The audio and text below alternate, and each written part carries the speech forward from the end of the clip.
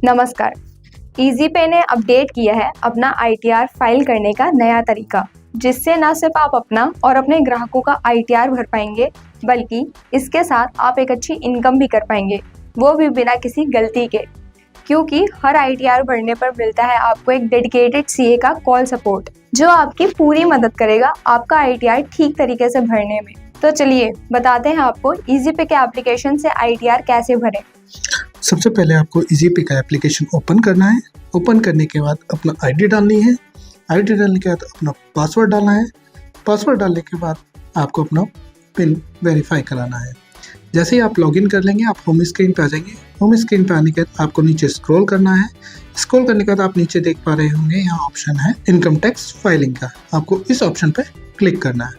Click करने के बाद आपके सामने एक स्क्रीन खुलेगी जिसमें लिखा होगा आईटीआर फाइलिंग और नीचे लिखा होगा स्टार्ट फाइलिंग। आपको स्टार्ट फाइलिंग पे क्लिक करना है। क्लिक करते के साथ आपके सामने एक स्क्रीन आएगी जिसमें आपसे मोबाइल नंबर पूछा जाएगा। इसमें आपको अपने कस्टमर का मोबाइल नंबर डालना है। मोबाइल नंबर जैसे ही आप एंटर कर देंगे उसके बाद आपको इस पर सबमिट बटन पे क्लिक करना है। सबमिट बटन क्लिक करते ही आपके सामने एक नई स्क्रीन खुलेगी जिसके अंदर आपको काफ़ी सारी डिटेल्स दिखेंगी। उन डिटेल्स में सबसे पहले आपको रिटेलर्स का नाम और रिटेलर की ईमेल आईडी और मोबाइल नंबर दिख रहा होगा, यानी कि जो रिटेलर है उसको अपनी डिटेल दिख रही हो। ऊपर वाली रिटेलर डिटेल्स में आपको कुछ एडिट नहीं करना है। आपको नीचे आना है बेसिक इन्फॉर्मेशन। बेसिक इन्फॉर्मेशन में आपको जिस कस्टमर का आईटीआर फाइल करना है उसकी ये सारी डिटेल फिल करनी है, जिसमें सबसे पहले आपको कस्टमर का पैन कार्ड नंबर एंटर करना है। उसके बाद उसका आधार नंबर आपको एंटर करना है। आधार नंबर एंटर करने के बाद आपको कस्टमर की डेट ऑफ बर्थ एंटर करनी है। डेट ऑफ बर्थ एंटर करने के बाद आपको उसके कस्टमर का फादर का नाम डालना है। जैसे आप ये डिटेल्स एंटर कर देंगे नीचे उसका पहला नाम और लास्ट नेम दोनों आ जाएगा। अब नीचे कस्टमर का मोबाइल नंबर फिर से डालें, फिर उसकी ईमेल आईडी को आप डालें और इसमें नीचे पूछा गया है आपसे इनकम टैक्स का पासवर्ड। अगर आपने कोई पासवर्ड क्रिएट कर रखा है पहले से तो पासवर्ड डालना है, नहीं आपने क्रिएट कर रखा तो आपको एज इट इज छोड़ देना है। उसके बाद आपको कस्टमर का एड्रेस फिल करना है। एड्रेस फिल करने का नीचे details of client bank account पूछी गई है जिसमें आपको कस्टमर के बैंक अकाउंट का पहले IFSC कोड डालना है, फिर उसका बैंक अकाउंट नंबर डालना है। ये अकाउंट किस टाइप का है, सेविंग है, करंट है, आपको वो चीज़ सिलेक्ट करनी है। इसके बाद आपको मेन बैंक अकाउंट सिलेक्ट करना है कि ये मेन बैंक अकाउंट है या इसके अलावा भी और है। आप नीचे ऑप्शन देख पा रहे हैं ऐड मोर बैंक अकाउंट। आप चाहें तो इसमें और भी अगर आपके बैंक्स हैं तो उसको ऐड कर सकते हैं, उसकी डिटेल्स ऐड कर सकते हैं। इसे पूछा main source of income of client क्या है, आपके कस्टमर की, आपके ग्राहक के सोर्स ऑफ इनकम क्या है। अगर वो सैलरी के है तो सैलरी डालिए, अगर सैलरी नहीं है तो नो कीजिए। यहाँ पे हमारे कस्टमर सैलरी है तो हमने सैलरी क्लिक किया। उसके बाद अदर इनकम पूछा है, कोई अदर इनकम है तो आपको अगर है तो यस कीजिए, अगर नहीं है तो नो कीजिए। फिर कैपिटल गेन ट्रांजेक्शन के बारे में पूछा है, क्या आप कहीं और इन्वेस्टमेंट से कोई कैपिटल गेन कर रहे हैं या नहीं। तो हमारे कस्टमर कहीं से अदर टाइप की इनकम गेन नहीं कर रहे जैसे स्टॉक्स और बाकी और, तो हमने यहाँ पे नो कर दिया है। उसके बाद आपसे पूछा बिजनेस क्रॉसपेंडेंट। अगर आप बिजनेस ओनर हैं तो आप उससे रिलेटेड ये डिटेल फिल करेंगे, अगर नहीं है तो आप इनको ब्लैंक छोड़ देंगे और नीचे आएंगे असेसमेंट ईयर।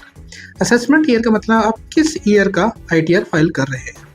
आप करंट ईयर का फाइल कर रहे हैं या फिर एडवांस प्री बुकिंग कर रहे हैं, किसी पुराने फाइल कर रहे हैं। तो हम यहाँ करंट फाइनेंशियल ईयर 2024-25 का पे कर रहे हैं तो हमने उसको सिलेक्ट किया है और नीचे टर्म्स एंड कंडीशन में आ जाते हैं। यहाँ आपको टिक करना है टर्म्स एंड कंडीशन के लिए और सबमिट करना है। पर सबमिट करने से पहले एक बात का ध्यान रखिएगा, इसके लिए आपको 499 रुपये की फीस डिडक्ट होगी जो कि आपके वॉलेट से कटेगी।